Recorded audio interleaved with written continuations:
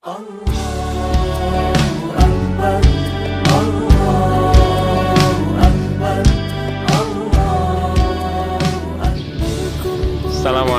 warahmatullahi wabarakatuh.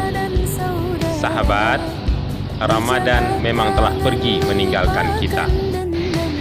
Perginya Ramadan bukan berarti meninggalkan amal salih dan beragam kebaikan yang telah dilakukan selama sebulan penuh.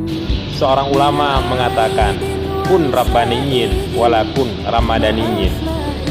Menjadi hamba Allah yang taat dan dekat kepadanya bukan hanya di bulan Ramadan atau momentum tertentu saja.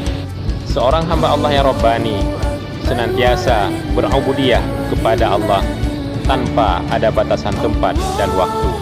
Semoga modal ketakwaan yang telah kita raih mampu kita jadikan sebagai bekal untuk menjalani kehidupan 11 bulan pasca Ramadan sebagai hamba Allah yang Rabbani. Selamat Hari Raya Idul Fitri 1440 Hijriah. Mohon maaf lahir dan batin. Assalamualaikum warahmatullahi wabarakatuh.